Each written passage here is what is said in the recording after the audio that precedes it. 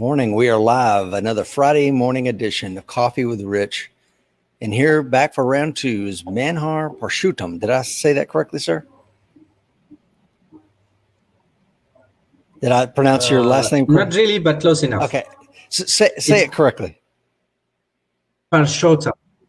Gotcha. Okay. Anyway, I am very excited to have him back on the show.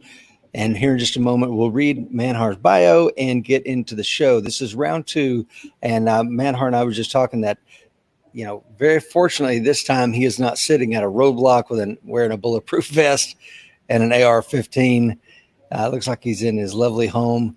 And that is a wonderful thing. So while we're waiting, we've got 4 people jumping on so far.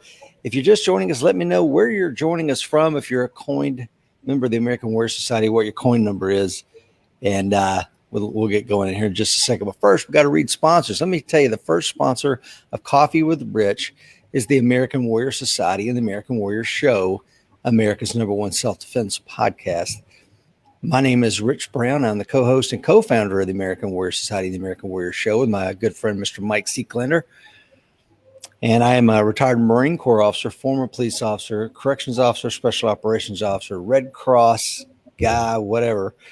But I'm very excited to have you guys joining me this morning.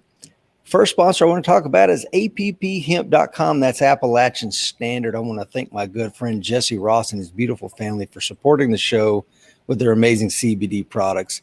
Check them out in the links below for an amazing discount. We also have the Cool Fire Trainer. Cool Fire Trainer is going to help you take your dry fire game to the next level. Right now it's winter in South Africa, so I'm sure if Manhar had a Cool Fire Trainer, he could be working on his dry fire training right there at his home. It's your gun, your sights, your trigger. It is an amazing training tool. Also, check out Mountain Man Medical. We finally got that co-branded trauma kit in the links below. Today's show notes, you'll find links to the co-branded American Warrior Society and Mountain Man Medical trauma kit. Pick up one of those today.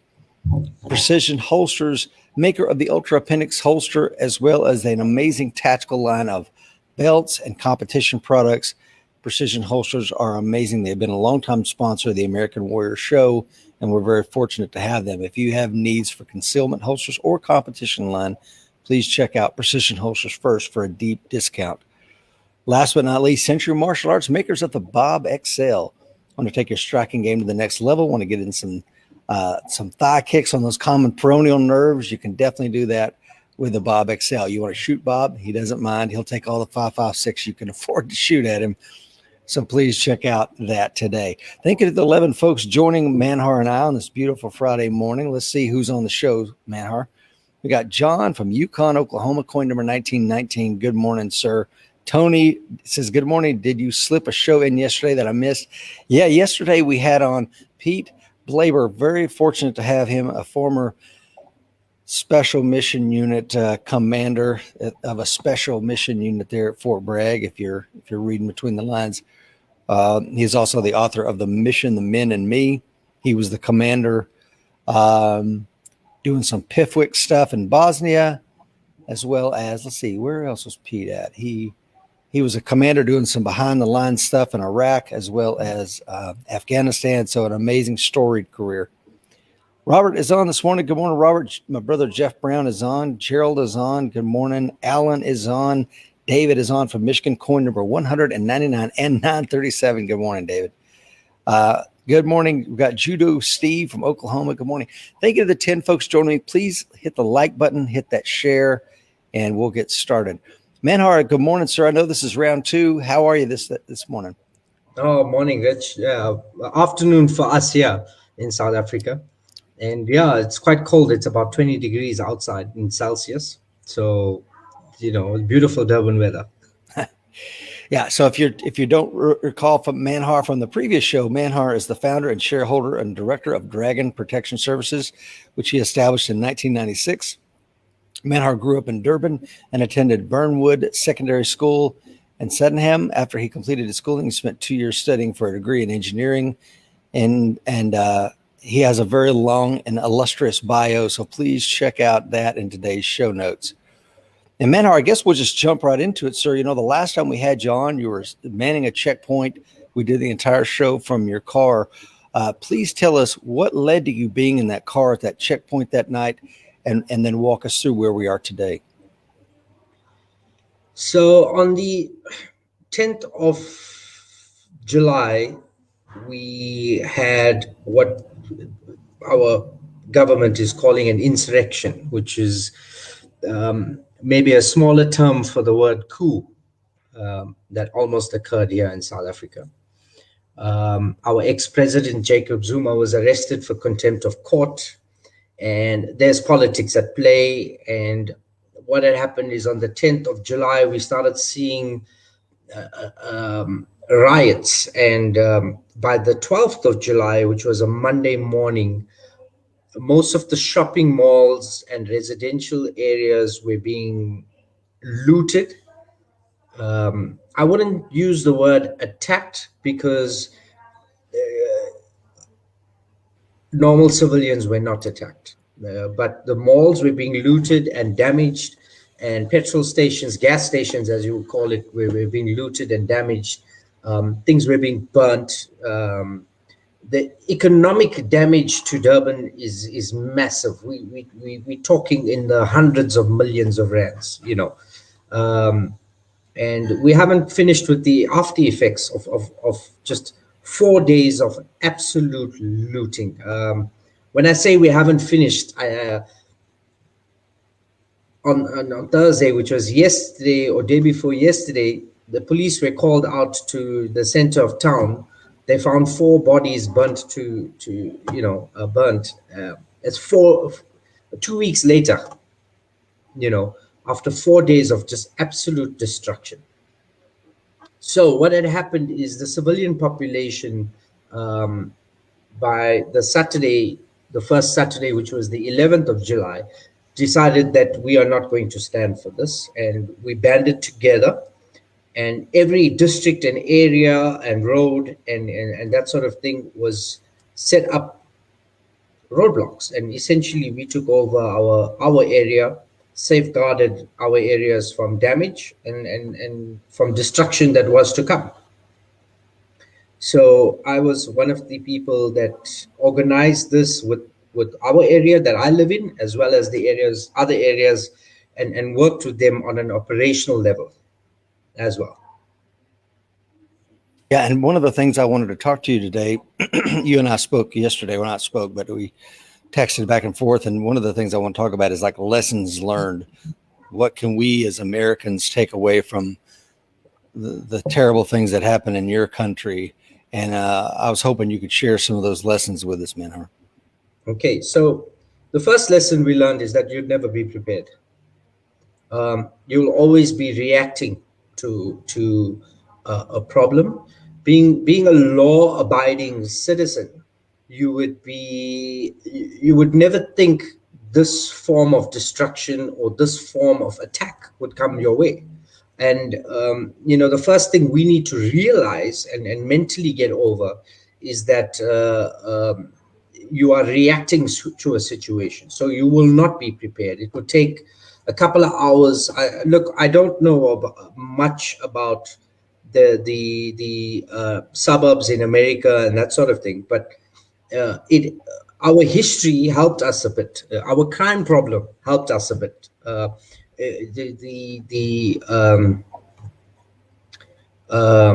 disadvantages we had became an advantage at that moment in time. How so? So, well, every street, all the neighbors are on one WhatsApp group. So disseminating information became easier as you found leaders in certain communities. So that leader would then send it to, and WhatsApp and social media messages spread. Sometimes messages would come back to me that I had sent out, and that happens within 20 minutes or 15 minutes of sending it out. So in that way, because of our crime problem in the past, we had, if you had to break it right down on a street level, each street had a WhatsApp group with all the neighbors added to it, and they would share information between each other. And then each area would have a big WhatsApp group, and security companies would have WhatsApp groups, and and local councillors and that sort of thing will have their WhatsApp group. So information started going out very quickly.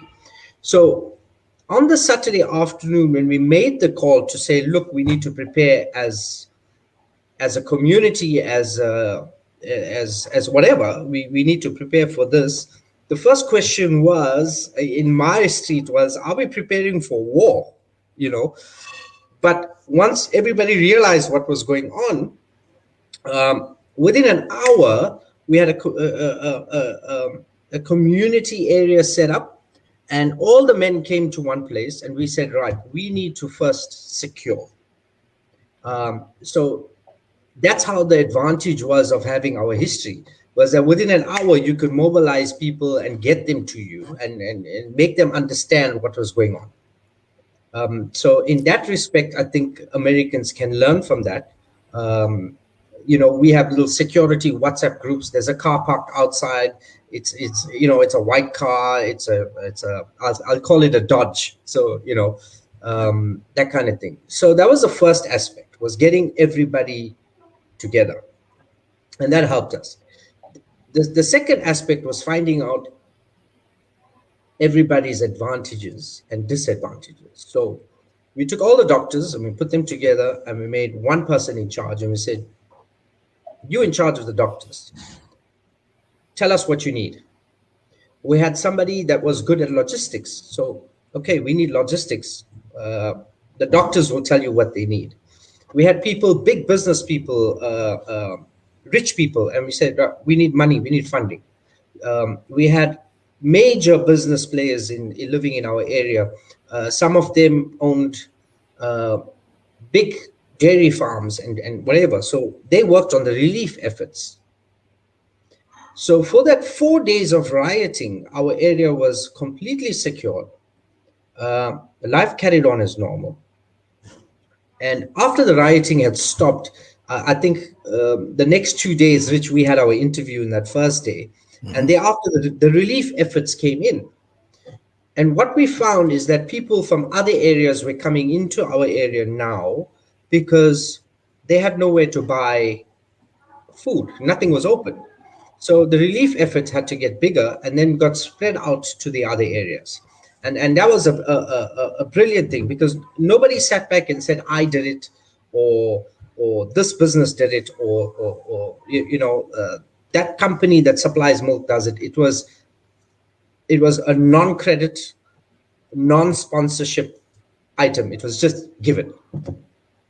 We had pharmacies that were saved, and they would say, okay, we have medication. And then we'd send a team out to pick up medication. A message would go around on our WhatsApp groups, who needs medication? And we had somebody sit there and administrate and say, okay, we need, I'll just give you an example, 10 Panados or 10 aspirins and that sort of thing. And we'd make a list and we'd give it, and we'd say, okay, we managed to fulfill it. And then people would drive around and drop it off. So, that's how it worked.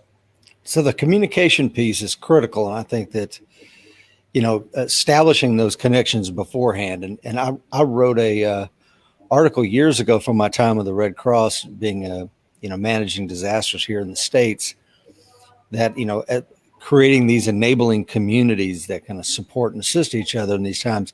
But you gotta start them early. And like you said, in understanding the strengths and weaknesses of each person, because I think you mentioned there was retirees manning the roadblocks, old men, etc.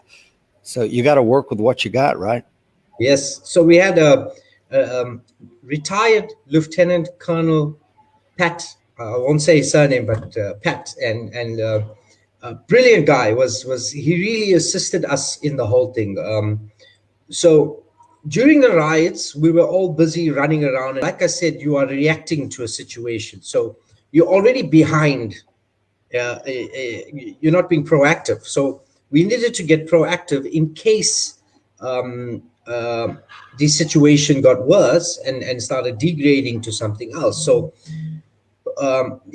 98% of the people out there came out of they were not armed. They were normal civilian population.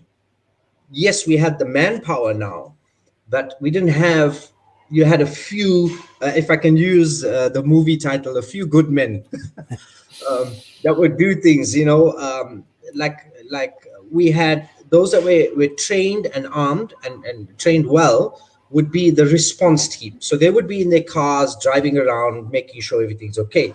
And they would back up the roadblocks that were created. That's a great Then, point. I hadn't really thought about that. So you had your own quick reaction force.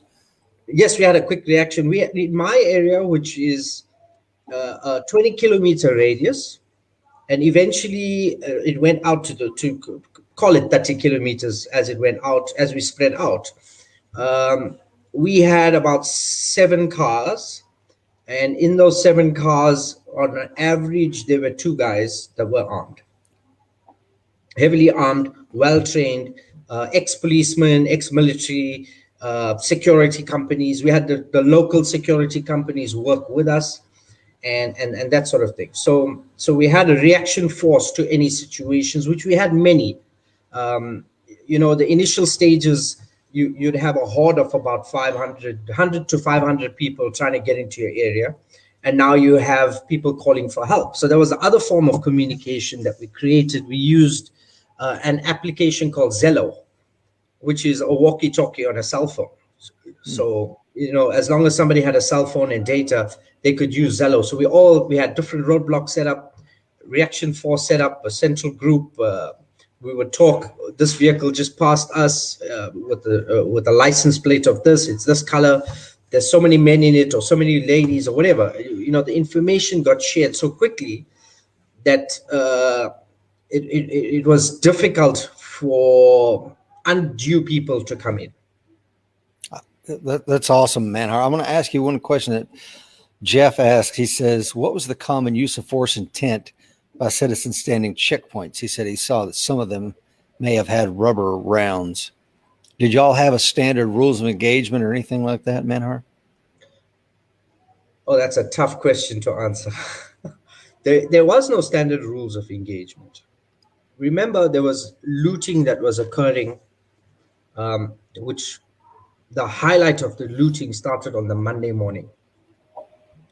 And during that looting, people would go into a business premises. I mean, Massmart is huge. It's humongous. Like I said, it's like if you had to think of a Walmart that I know of what they look like, that's just one store. And how much of items can you loot from there? So items were being looted, loaded into vehicles, and then they were driving off. In order to get home, they had to pass different areas. So these little roadblocks now became a hindrance to that. So, like with us, we had an old age home, relief old age home nearby at the roadblock that we were at, and they would come by, and you'd pick up. You'd ask them, where did you get the stuff from, and things like that. And generally, they would already have driven through a couple other roadblocks before getting to us. So you'd find that the tires are flat, the car seems to be damaged. You would now, it became a good modus operandi to when you see them coming, and the car will be packed with looted goods, and we take all the goods out, and the next morning, all the staff from the old age home would come in and choose what food they wanted, and there was tea, coffee, cool drinks, whatever they looted, we took out and we donated it as a relief effort. Looting the looters, Manhar. You were a genius. The looters. So no, it's not Richard. It's strange what a civilized population can turn out to be. You watch a movie and you think, nah, that won't happen, but it does. It does. It does. And then suddenly you get roadblocks that seem to be doing incorrect things. And yes, there's a criminal element in everything. But we made sure we kept things, very above board. I'd say that in inverted commas. Yeah. Good morning, and thank you to the 25 folks that are joining us. I'm being joined this morning by Manhar. He's the director of Dragon Protection Services in South Africa, and we're talking about the riots in his beautiful city of Durban this morning. Let's Let's get to a couple of comments here. Rudy says, good morning, guys. Guile in the Philippines says, good morning, Rich. Good morning, Manhar. My friends, good morning. Steve Mark says, this is information I was seeking regarding organizing and communicating within our own geofences. Use of WhatsApp, Nextdoor is a great as long as they continue to operate during civil unrest. Thanks, guys. And yeah, that he makes a good point. If the cell towers go down, did you have any sort of communications backup plan, Manhar? We didn't, Rich. So we didn't have, like I said, we were reacting to something. Nobody trained you for this. Nobody said, hey, one day, Manhar, you got to be prepared because this is what's going to happen. After the 1994 democratic elections, prior to that, I grew up in the period where I was trained to look for a limpet mine as a child.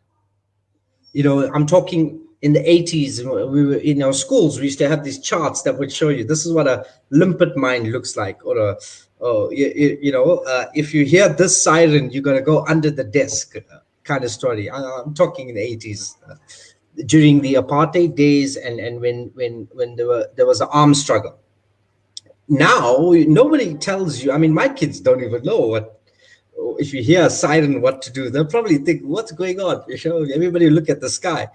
Right. But so we don't have an operational plan. It just came together because of our history dealing with crime, and realizing that, listen, by that Sunday afternoon, we had known that this is destruction. This is absolute destruction. They would get into a mall, they would empty it out, they would disengage sprinkler systems, they would burn and destroy. So if you needed to survive, you needed to protect the infrastructure that you have. And that was the initial call, that we need to protect the infrastructure. And I think you even said that they found out these big warehouses, distribution centers, like people that only, if you had to be in logistics to even know what was in those warehouses, they looted them and burned them as well, didn't they? Yes. If you remember that, I think after our interview, I sent you it was a nice one with a drone and that sort of thing. It was obviously an edited video and things like that. And it showed you, that was Massmart's distribution hub. So everything that Massmart owned is done. I mean, right now, if we go grocery shopping, canned food is hard to come by. It's because of the looting that happened. Yes, the businesses are recovering and they are bringing in people from goods from other areas and things like that. But it's not going to be enough, considering what they had in the past or what they supplied in the past. So now you go and you want to buy, let's just call it baked beans. Excuse me, and you get into the store, and instead of the aisle being full of baked beans, you've got 5 or 6 cans. So the after effects of this is immense. Yeah, one of the disasters I remember going to a looted Walmart, and if you've never seen a looted Walmart, it will you'll never forget what it looks like. And when the power went out in this affected area, immediately somebody bashed the door of the Walmart in, broke the glass, and then everybody went in and got what they needed. And then in the follow-on days, people were looking for generators as power was still out for up to weeks at a time, and people were carrying rifles, waiting in line to get generators, and families would be parked in a car and they would work in shifts standing in these lines. So, and that's here in Tennessee, and I can imagine in an area like South Africa that has had some significant crime and continues to suffer from that. And I'm also interested in the hit to your economy, Manhar. Right now it's almost 15 rand to $1, but if you go back to like 1980, the rand was stronger than the U.S. dollar. And so I'm afraid that your economy can continue to suffer long-term effects from this rioting. Am I incorrect in that assumption? I think you're correct. However, I'm shocked that the rand is doing so well, is holding up against the dollar. I'm not in finance, so I can't explain why. at one stage, I think it was 18 Rand to a dollar, or we had broken the 16 Rand mark. In 2015, when I came up there, it was 15 Rand to a dollar. So it was quite, and yes, in fact, Rich, at one stage, the Rand was worth more than the dollar. I think That's it right. was in 1981. Yep. It was 80 cents or something to a Rand. So again, I'm not in finance. I don't understand the concept. I don't know why that happens, but I do know that we export a lot, and now we also import a lot of goods, whereas in the past goods were manufactured and done here. Yeah. You know, And so yeah, I'm just sorry, Manhar, that Steve mentions in the US, WhatsApp is not as common as it is in other parts of the world, but we have Waves maps. I know my wife uses those a lot that we could use to report roadblocks and areas that are being breached. That's an excellent point you make there, Steve. Mallory is on, says, good morning. The Tyler, you have to attend our firearms instructor development course to get that. We name different sorts of body language, and we now have the Tyler up there in the Great Lakes state. John is on, says, ham operators in the U.S. are organized to provide communications in times of crisis. And I want to tell everybody, take a moment to like and share. When I was with the Red Cross, one of the things I did was I went out and surveyed all these high schools to make sure that how many cots can we put in here? What kind of shower facilities are available? Where are the entrances and exits? And the ones that we determined, like this is like a tier 1 school, we're going to use this as a meeting place.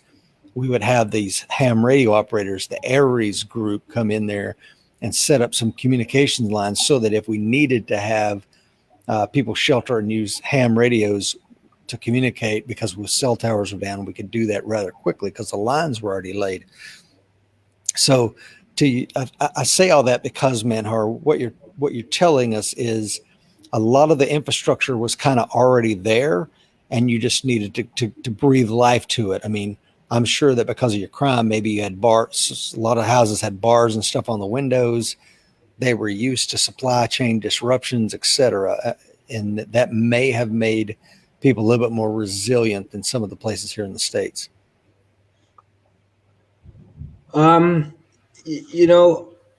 Steve mentioned that you guys use maps and waves. Yeah, any group, it doesn't matter, but set it up now so you can communicate. In my street, we have 40 homes. We have 86 people on our WhatsApp group. On average, 2-person per home, that kind of thing. So sending messages out and getting communication to everybody was important. And because we had that already, there was no need for us to change it or try and now create that database to bring everybody over to something new. We didn't have time. Like I said, it started on Friday. By Saturday, we knew we needed to set up, and we needed to be set up by Sunday. So, I mean, Sunday was my first contact at one of the malls. It was Sunday morning, straight away. So we didn't have time to try and create a new database and that sort of thing. Even with our roadblocks, we got all the guys together and we said, right, our community policing forum is very strong in our area. Said, right, you guys know the area, you know the geographical layout, the road layout, that sort of thing. You set up the roadblock. And then it became a problem, but like, how do we know who works at what roadblock? So we said, okay, where we're putting a roadblock to the next roadblock, all those roads work at one roadblock. In between. So all those people from between a certain street and a certain street make a line going down that way. To a certain street, right, you are roadblock number 1, and we had initially set up 12 roadblocks, and then that went to 32, and then we broke it down and we made bigger. We moved our area out to the main roads, and it just kept getting bigger and bigger and bigger. So yeah, we had the luck of having that communication already in place. I don't know what we would have done if our communications had failed, because I'll give you an example, Rich. On the Wednesday night going into the Thursday morning, We had a gentleman at a roadblock that was shot. A car came up and they shot at them and the car drove off. And thankfully he's alive. He's a doctor as well, elderly gentleman. But to get, the moment the guy came on Zello and said, break, break, break, everybody's ears, like German shepherds, everybody's ears go up. And he says, they're shooting at us and please get us help. And in no time, you had several reaction vehicles coming there, every security company coming there. In that time, ambulance services were not working. So, somebody's got a friend somewhere, picked up a phone, phoned a private ambo, and they were there on the scene, and the doctor got seen to, and he was discharged the next day. But without communications, all that would not have happened. I mean, then we would have probably looked at flares and said, if you have a problem, shoot a flare in the sky. We'll have to get to that direction. Yeah, that's a great point. And, part of the 5-paragraph order in the Marine Corps, SMEAC, situation, mission, etc. The last one, command and signals, is if the phones go down, what's the signal? And it may be red flares or whistles, or, it just depends on the area. But I want to dig down into the weeds a little bit, Manhar. When you let's talk about the quick reaction forces that you guys put together. You said at a minimum there'll be two guys in a vehicle. Is that correct? That's correct. I worked alone, Rich, because I was doing multiple things at one time. So I operated from home, and I spent 2 hours a day at a roadblock, and so that's how I worked my time. 2 hours a day at a roadblock. Then I would go into eventually the police services got involved, and we would go into meetings, whatever. So your day gets spread out, and then you get spread out doing other things. But in the reaction force, we had individuals that were armed, that we had about several cars, and in those cars they would work in pairs. And when somebody would call for help, or they would say, oh, we see them coming, or there's a vehicle that just burst through the roadblock and they're racing and the car looks full, suddenly everybody converges. You got 7-8 cars coming from everywhere. On top of those 7-8 private vehicles, you have security companies and armed response. Do you know what's armed response, Rich? Do they have that in the States? Explain that to us. Okay. So because of crime, we have alarm systems in our homes. That alarm system is now monitored by a security company. That security company has a response to your alarm system, and we call it armed response.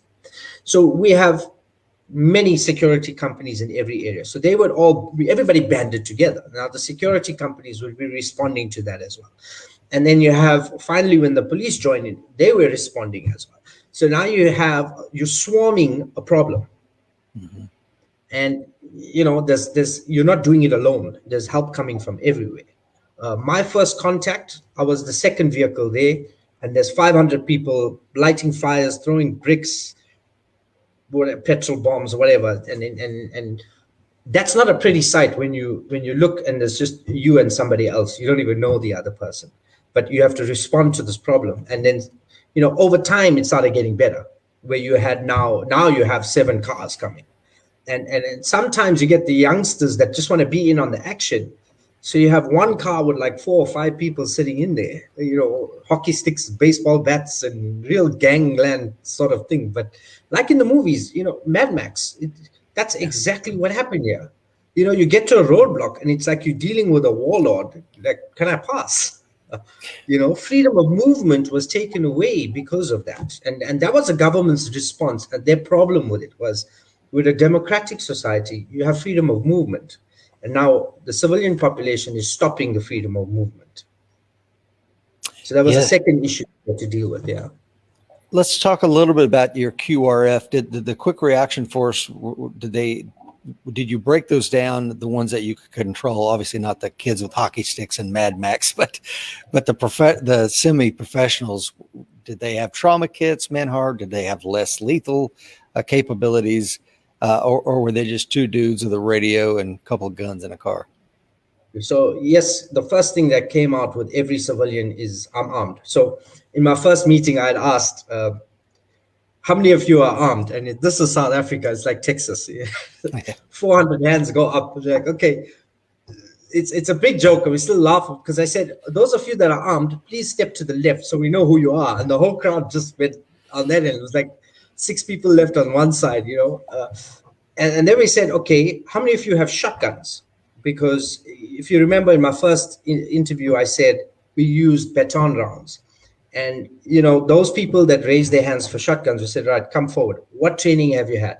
I've just had basic training, or I know how to use a shotgun, but I'm not sure, that kind of thing. So then we started pairing people up. So if you were not experienced at all, but you owned a firearm from the 80s that was sitting in your safe and you never touched it, and you took it out for the first time on that day, you would be teamed up with a guy that really knows what he's doing, and would tell you, okay, don't draw your gun, don't do this, don't stand behind me and pull your firearm out and things like that. Because what we didn't want was us killing each other. Right. We didn't want accidents. You've seen it. I've seen it. Roadblocks, shotguns. The muzzle is going everywhere, and there's this 12 people standing there, and they don't understand the seriousness of the action. They're just responding to fear, right. and they're working and they're doing the best they can, and we appreciate it. But you also know the dangers that go with it. So that's what we did. We put a good quick, and then with the experienced guys, you got about 5 or 6 per area. Some areas had much more, and then we said, okay, those that have much more will go into the more seriously affected areas, and they would work with them, as opposed to having 12 guys in a small area with nothing happening. Because a lot of areas got saved, Rich, because they had no squatter camps around them. The crowd couldn't get to them. Right. Like the video you commented on, the four guys shooting at the crowd coming towards them. He was using baton rounds, and there was an area that they were so far apart that to get to them, the 4 guys could handle that situation. Yeah, that was a terrifying video, though. I got to say, you got a large group coming at you down an interstate and there's no help coming. Jeff asked an amazing question, Manhar. He says, did they have identifiable markings, armbands, hats, etc., that you could instantly visually distinguish between friend and foe? Did you guys put any of that into place? No, Rich, we had nothing like that. We had nothing. It wasn't as organized as you think it is. When I say we organized, we sat and we spoke and we said, okay, here's a plan, go for it. Right. There was it wasn't similar to a military operation where we said, okay, we have the equipment, do it. We didn't have anything. We just worked with what we had, and then we brought in extra things to assist. Medical kits, we asked the doctors to provide. And because we had the doctors, we said, right, tell us what you need. And most of the doctors, well, my surgery has this, I have that, I have this. And that led to the second phase of our plan, Rich, which obviously we never got to. It was, we had, like you spoke about the schools, we had identified 5 schools. And those schools would be used to bring the community together in the event of an evacuation. So we would bring everybody together, secure them there, and then move them out. Yeah. And one of the things that I want people to think about in this particular disaster that I worked, where because of the geography of where the disaster occurred, it's almost like we were on an island because of the elevation, and the roads were destroyed, so nobody could really get in to help. So we thought about airlifting food, and then we're like, why are we going to airlift food? We have schools that have freezers that aren't working, that are full of food. So what we did was literally we raided schools. And if we could get a hold of the administration to come in and let us in, we went in. If we couldn't, we literally breached the lock, because we got with the U.S. Department of Agriculture and gave assurance to the schools, you will be financially reimbursed for all the food that the Red Cross has to take to feed people. But those follow-on operations are really difficult to manage. And, like you said, Manhar, you're operating on the fly. You have a little bit of infrastructure there, but you're kind of coming up with a plan as you go. And I think you did a phenomenal job. And I want to emphasize Jeff's point. In my go bag, I carry a roll of duct tape, and it's not any duct tape. It is the caution duct tape. So it's yellow and red markings. And one of the things that I have always kind of thought of in something like this, I can tear strips of it and use it as armbands to identify people, mark vehicles with it like we did in combat with the V on the side of each door. I know there was a special mission unit that was hunting Manuel Noriega down in Panama. And one of the things they did, they commandeered civilian vehicles, but then they wrote on the outside of the doors, "For sale" in Spanish. Yes. So you do things like that to so that everybody can see, okay, that Cadillac driving by that has "for sale" in Spanish and has 4 bearded dudes in it. I know who they are and I know what they're doing. Don't shoot at them. Because the last thing I think anybody would want is some blue on blue fire in an event like that. Rich, very hard to comment on. Over here, we had to understand that there was no law and order. Right. We didn't know who was what. I myself, during that 2 weeks, had no license plate on my vehicle. I had no markings on my car. I'd taken off all my registration, okay. Took everything off. My car was, you would identify the make and the color and that sort of thing. I had a buffer used as a COVID mask, which would cover my face up to here. I wore a cap so that even if I was on CCTV, it would be difficult to identify me. No. This was not an operation. It was not a government sanctioned or a police service or military or anything like that. It was civilian population. Yeah. You were a warlord, Manhar. Say it. You were a warlord. Don't say that, Rich. That's not a good sign. But yeah, that's what was happening. And a lot of bad things did happen. You get a lot of bad elements, even in your own organization. So, everybody, you do the crime, you do the time kind of story. So when the police finally, after that 1 week or 2 weeks, finally did come in and say, okay, everything's back to normal now. Y'all have to break down, y'all have to go, and we're going to enforce the law and that kind of thing. Initially, everybody was upset because we know they can't protect us. But you have to go back to civil society. And after 2 weeks of doing what was happening out there, it's very hard to just calm down. It took me a while. My wife took me away this weekend to a game reserve, just so that I slept for a day and a half. I just slept, and and just relaxed a bit. Had a scotch and that kind of thing, and essentially I call it land. Come back to the planet of Earth, yeah. Because you're still in that mindset. Your eyes are glazed up. Everybody's a problem, and you don't want to be that in civil society. So even we had a lot of people.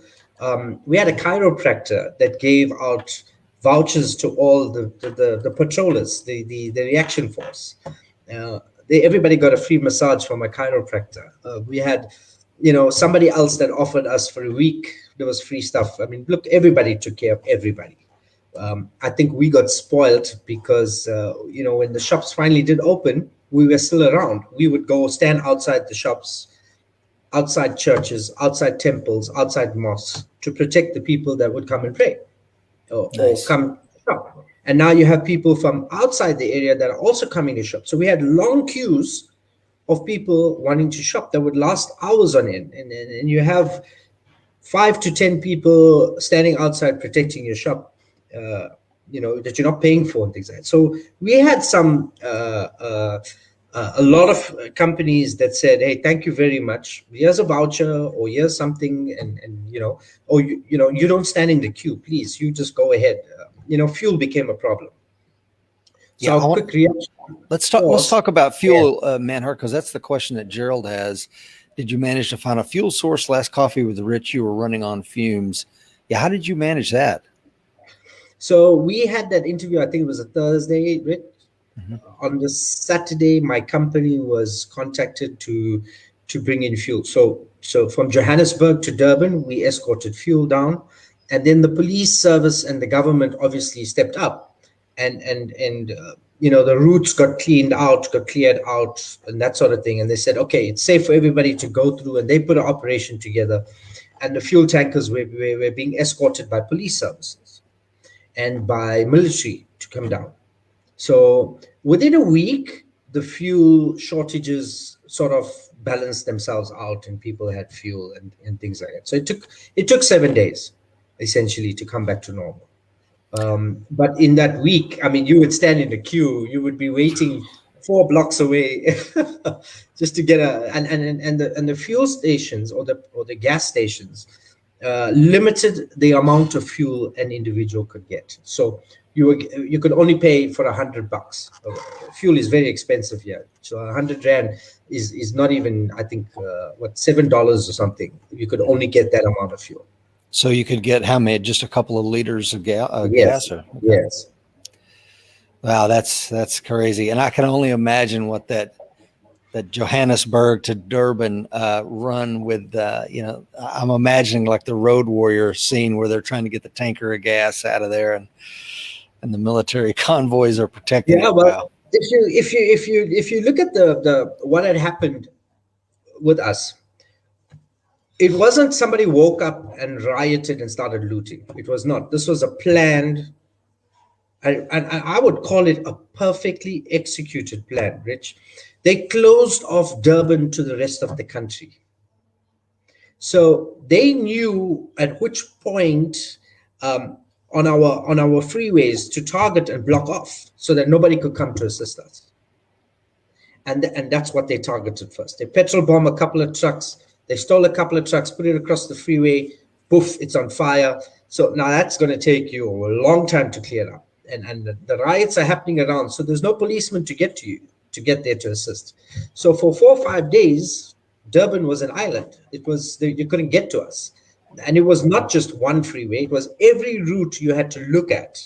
I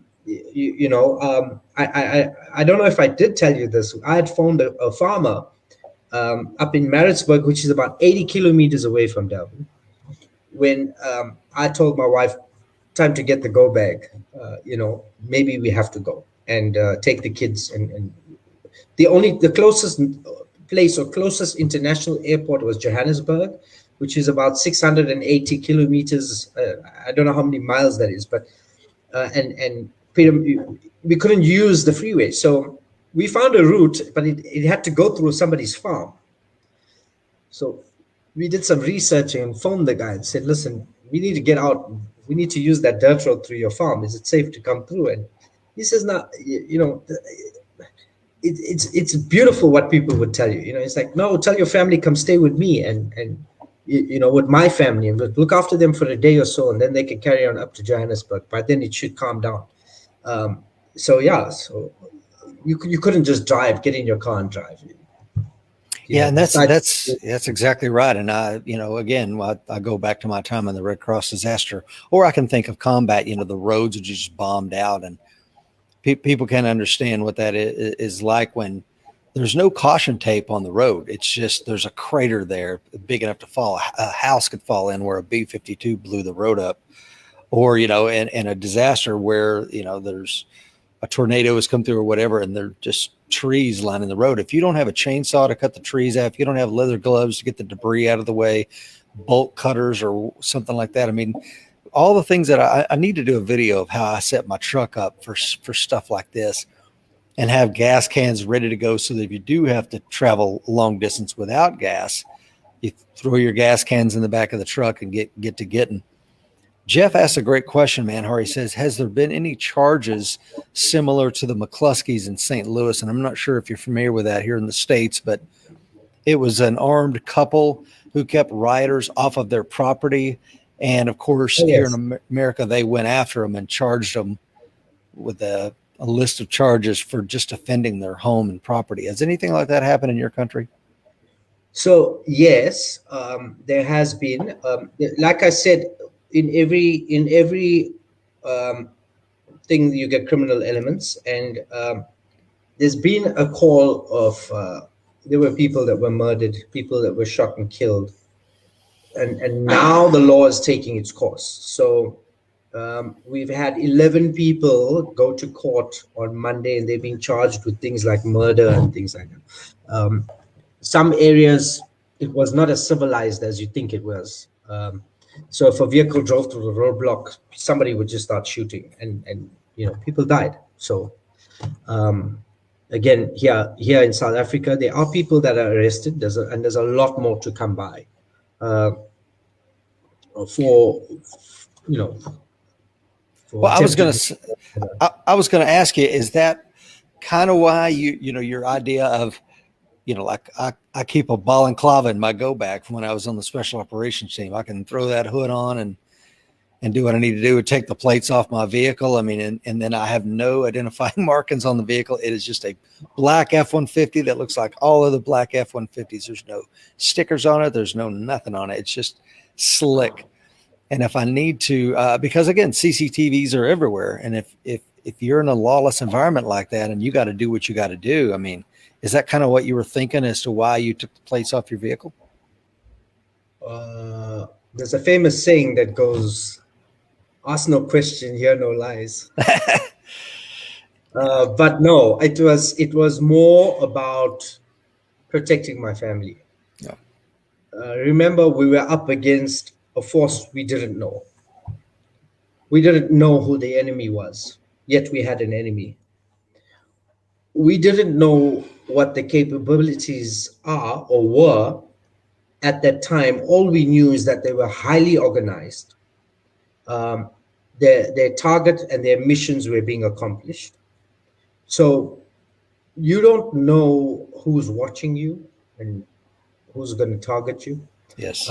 Another one of the guys that worked closely with me eventually had to have about 6 people around him constantly for 3 weeks. And those 6 guys were like his bodyguards, because he was being threatened, he was shot at, he was, kind of thing. And, Rich, as much as I can ask somebody to find me information on a license plate, so can they. That's exactly right.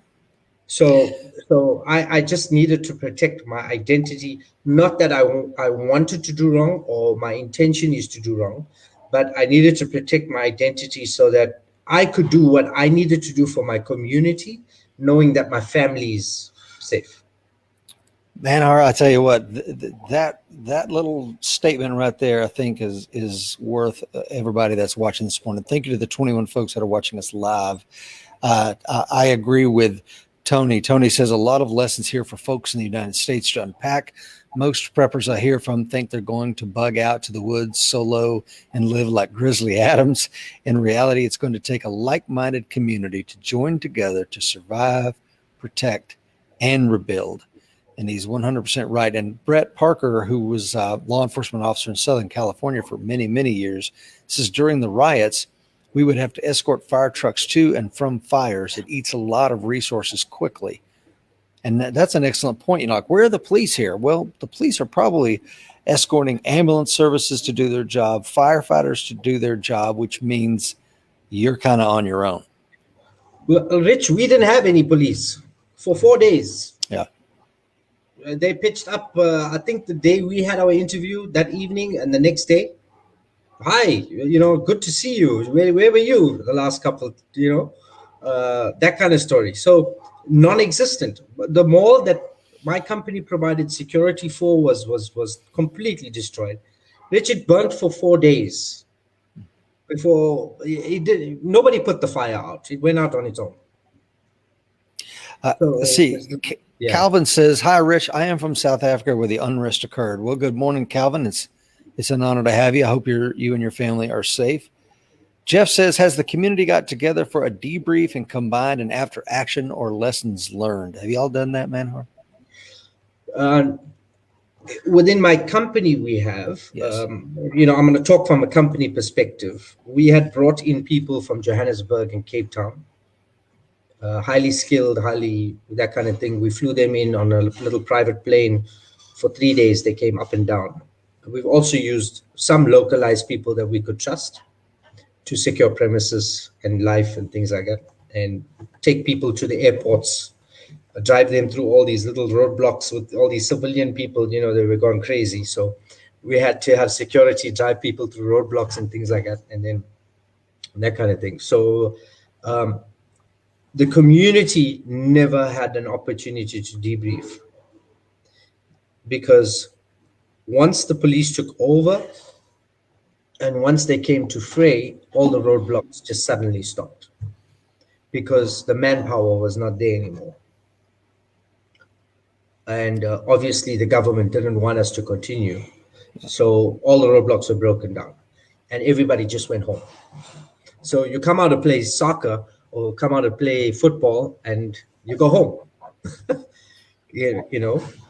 Between ourselves, like our quick reaction force guys that had some form of, I would say, post-traumatic stress, we discussed it amongst ourselves. Like I said, my wife took me on a holiday.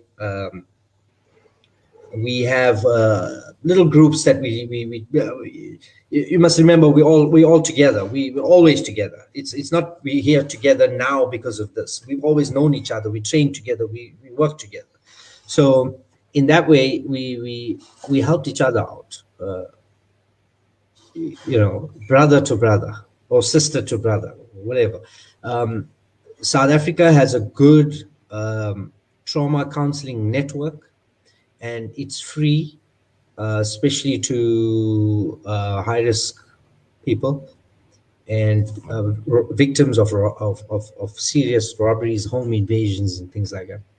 So they're always available. The numbers just went around, and it's hard to tell somebody he needs help. It becomes an ego thing. It becomes you got this hardened guy full of tattoos, whatever. You got the looks apart. It's got the big rifle, and you tell him you need help. You need to see a lady for post-traumatic stress. It doesn't gel well. So we leave it to them to pick up the phone and call. And a good friend of mine, Greg, picked up COVID after this. So obviously I couldn't see him and things like that, but we spoke every day on the phone. And I sent him a 5-day care package, lunch for 5 days. Yeah, it's the small things, it's the little things that we help each other out. Yeah, that's amazing. I love that. Alan has a question, Manhar. He says, is your police forces national or local or a combination? It says that apparently there's a command structure lacking there. Everything is lacking. That's the first part. Yesterday, our president took national security, the Ministry of National Security, under his wing, which means that minister is dismissed and things like that. So obviously there's been a failure from the government's part in terms of intelligence, in terms of security, and that sort of thing. We have the South African Police Service is a national police service. And then we have a Metro Police Service, which is localized. So you have Johannesburg Metro Police, you have eThekwini, which is here in Durban, Metro Police. So each region has their own little metro, which effectively does all the bylaw fines and things like that. But they're policemen nonetheless. So here in Durban, we had a failure throughout. We had a failure. I wouldn't blame the 1% of good policemen. There are very good policemen out there. I worked with 7 of them in the last 4 days, or during that time of the riots.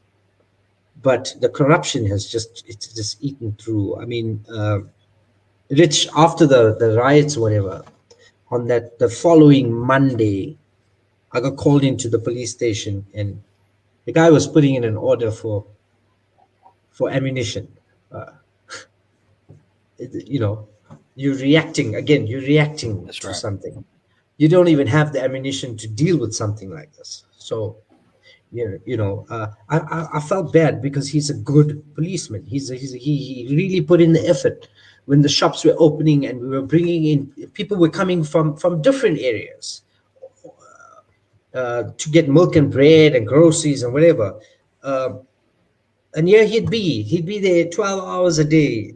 I don't even think he got paid that overtime, but he put in the effort, and all of them, all the whole, I'll say it, if I may say it, Berea police station, they put in the effort.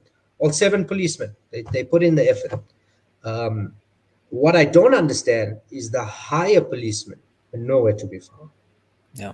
Nowhere to be found. It's good to stand for pictures and things like that, but when the fan is turning and you know what hits it, yeah, so that's when you are needed the most, and there was just nothing. Yeah. Calvin says our areas in Phoenix was affected badly. Yeah, this is I would like to get with you and maybe take a look at the after action that you and your company put together and see if there's lessons learned that we can put into an article here for our members. I think that would be very, very helpful as we, 2020 was no picnic here in America, but I think I saw that there were 20 something dead during our riots last year, and you've had almost 300 dead. That is at least what South Africa is saying. And again, to put that per capita, that's like 2,000 killed in such a small amount of time. And there are some pretty horrific videos that you can find out there online of people getting chopped up and stuff like that during this unrest in South Africa. It's a time to settle old scores when the law breaks down. And one of the things we had here in Tennessee was something called the Battle of Athens. It was right after World War II. A group of American servicemen come back to their community, and while they had been away fighting World War II, the sheriff was very corrupt and was doing all this terrible stuff, a lot of illegal activities. So the veterans took it upon themselves to arrest the police force and lock them in their own jails, and then brought in, the FBI and the Tennessee State Police, and then handed it all over to them. So the ability for citizens to have firearms to protect themselves against other citizens, as well as maybe a corrupt community. One of the things you said, Manhar, was I didn't realize South Africans had so many guns until the riots started. And can you speak to the importance of firearms ownership in times like these? Rich, if you have a pencil and you don't know how to write, the pencil's of no use. So yes, there are a lot of firearms, but out of my experience, again, they don't know how to write. So I urge people, South Africans, even Americans, it's no use buying a firearm and saying, now nobody will attack me. Somebody will attack you one day. In South Africa, our chances, the probability of that is greater than in America. But so that was the one thing I took off from there. And firearms are important. Knowing how to use them is important. Ammunition. I can't tell you how quickly you go through ammunition. I don't want to use this one as a thing, but I remember in our last interview, I said send a care package. Yeah. So,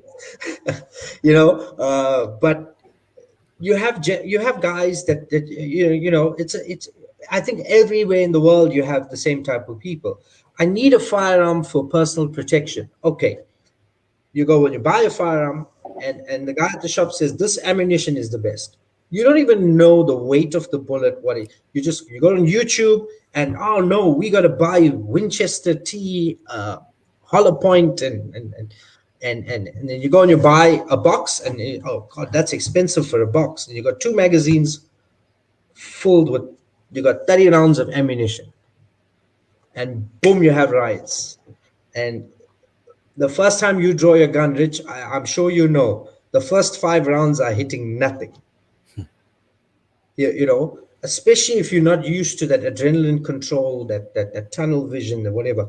So if you're going to go down that road and say, I need a firearm for protection or whatever, make sure you do the proper training. Not learning how to making it safe is very important. The safety aspect is important. But do find a good instructor, good like-minded people. I can't tell you how many people have called me in the last 2 weeks. I think the gun shops here are making a killing. People are buying firearms left, right, and center. Uh, and you got to know how to use it. You can't be standing at a roadblock. I'm using this as an example, holding the firearm and pointing it everywhere.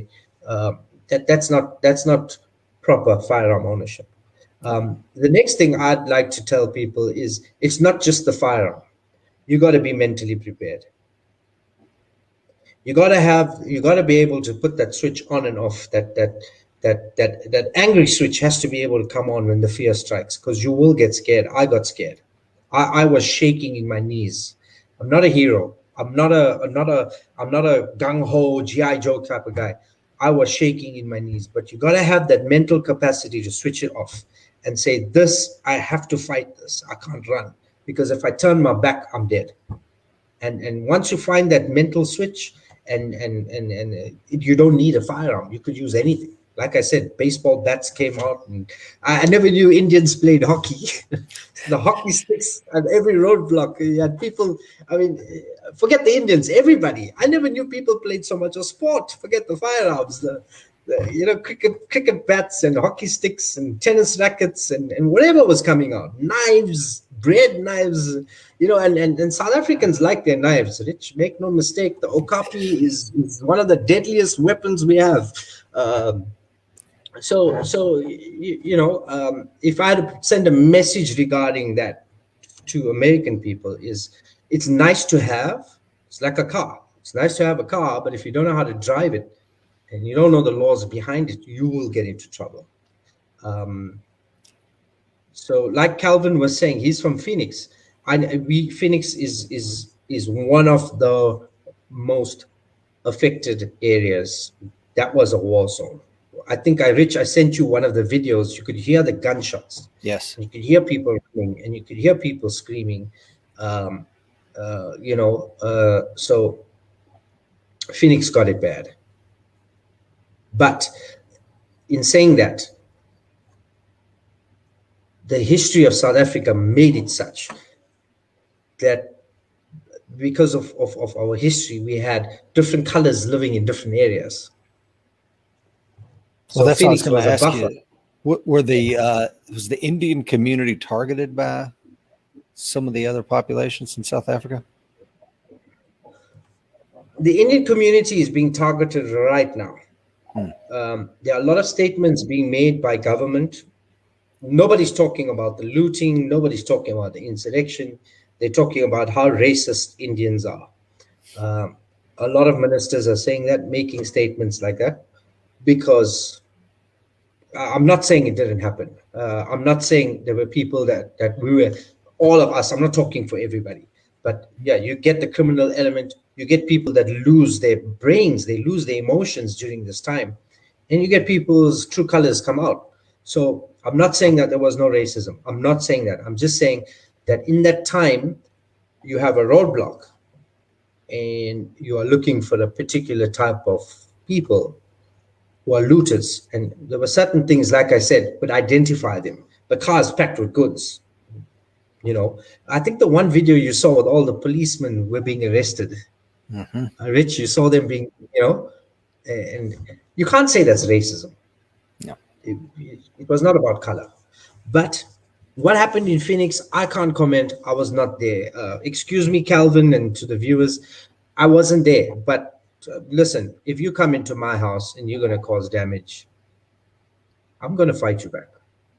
That's the only statement I can say. Yeah. So, as your country is trying to get back on its feet again, what is going on with Zuma? Is he incarcerated right now? Zuma, of course, for those American viewers that may not know South Africa, and I certainly wouldn't, I don't know much about it myself, but your current president, Cyril Ramaphosa, and Zuma is the ex-president. He was supposed to face 15 months, I think, for not even corruption. I think it was contempt of court or something. Is he in jail at the moment? Right. Or no? So in today's news report, I believe he's been in jail, but he's been in a medical wing, which is like going to a 5-star hotel. Yeah.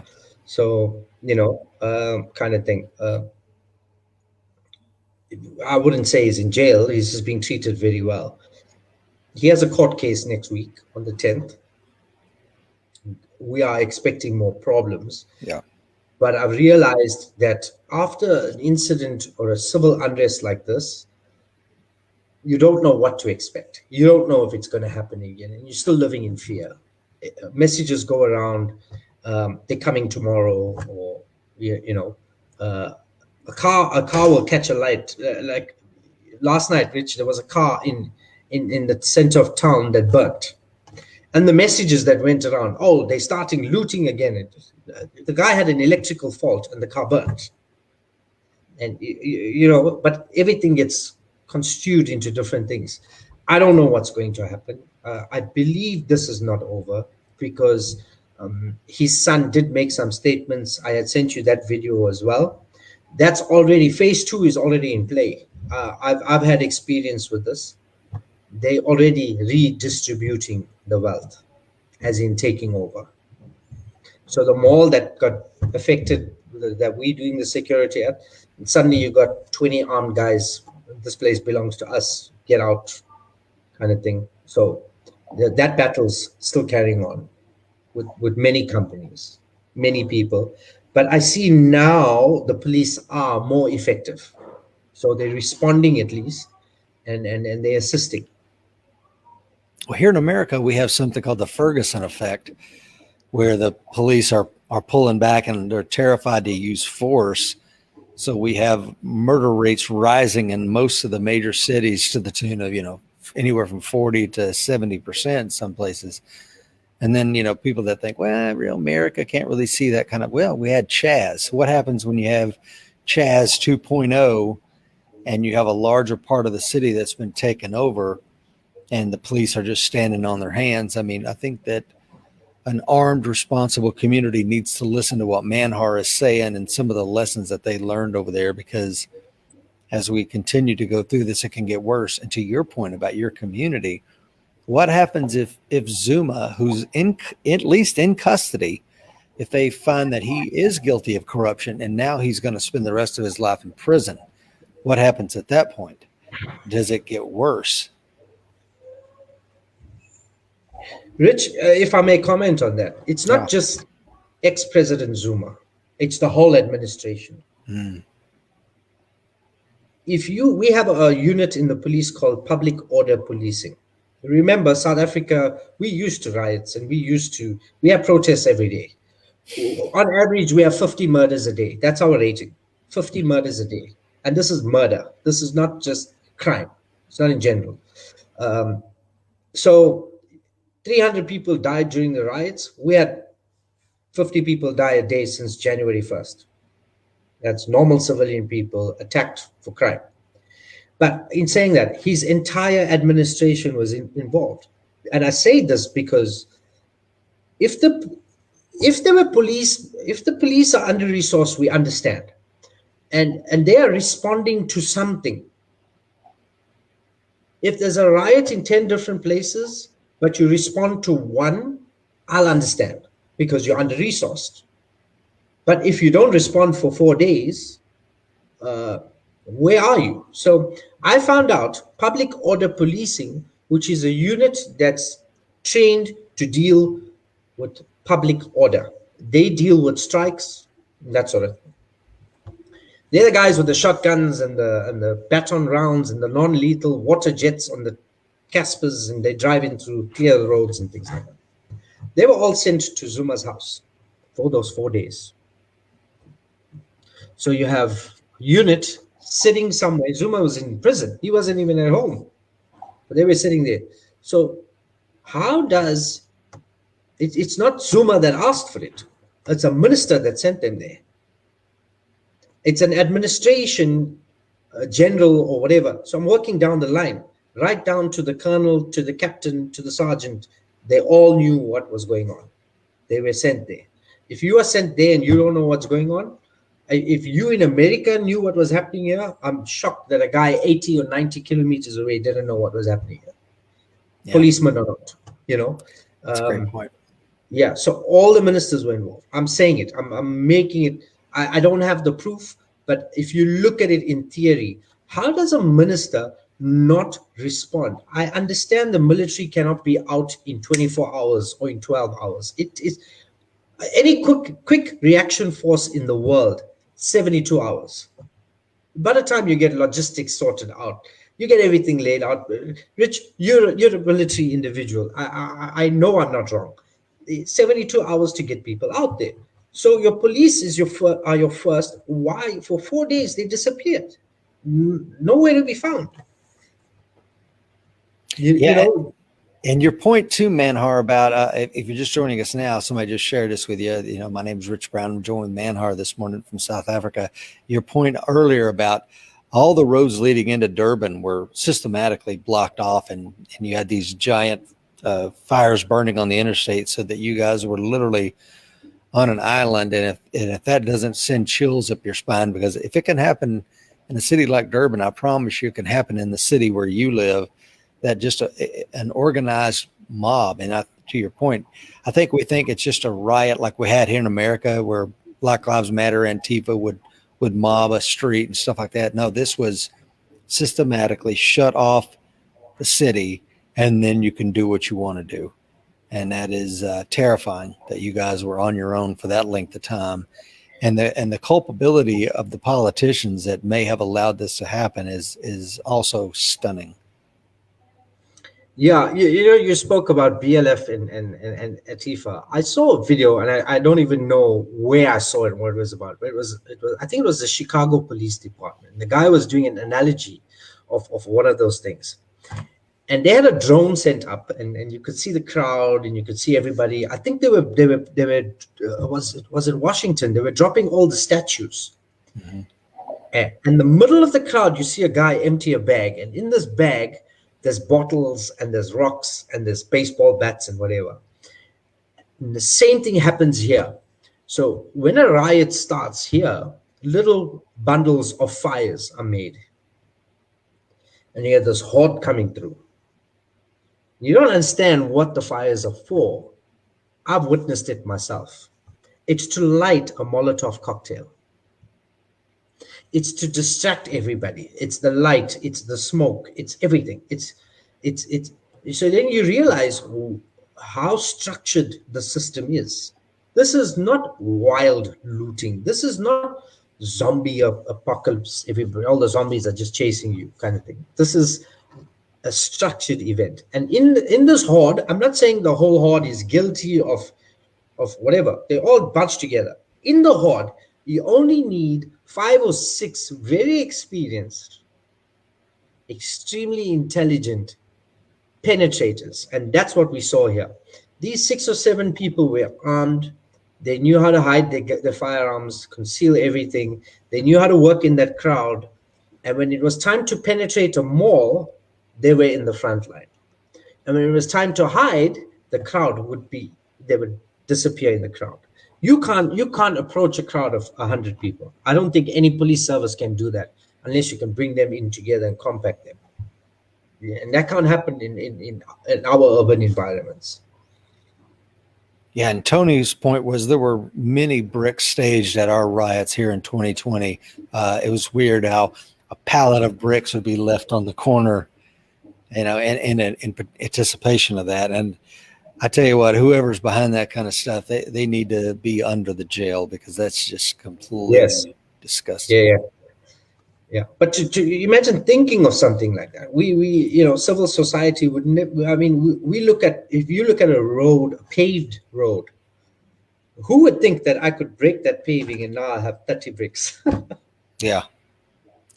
Alan says it's happened here in Virginia. Politicians have told the police to stand down, telling police you cannot arrest people for vandalizing while protesting / rioting. Yeah, and that's the breakdown of civil society. And once people feel like they can't trust the police, or nobody's coming to help them, like you said, there's more guns that are purchased, more people that don't know what they're doing. It just makes a bad situation worse. Manhar, I've kept you on here almost an hour and a half, sir. What are some of the final things you would like Americans to take away from what has happened to you and your countrymen?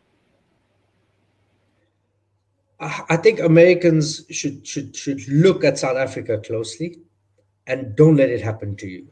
Don't let it be too late. South African society stood up too late. When we had the Zuma must fall campaigns and things like that, it was too late. The corruption had eaten through the systems. So, like the police service, under resourced, understaffed, hold people of authority accountable.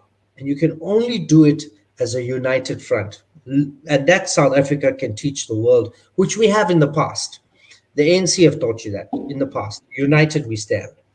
And as civil society, you have to be united. I don't say prep for war or prep for the end of the world, but at the same token, be ready. I don't expect you to go out to a military surplus store and now have a warehouse full of food, because when they burn that warehouse, you've lost everything. So, but just be ready. We didn't have plans. We didn't know. I never thought there'd be a day in South Africa I would tell my wife, pack the bag.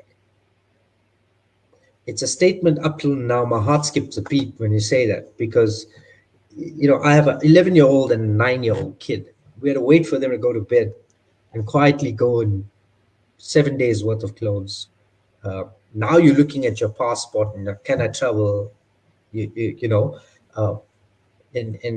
you emotionally, it's not a nice thing to go through, because you're leaving what you worked for, what you've sacrificed for, nice house, whatever, car, whatever. You're going to leave it all behind, and it's not an easy thing to go through. It's so I'm saying be prepared somewhat.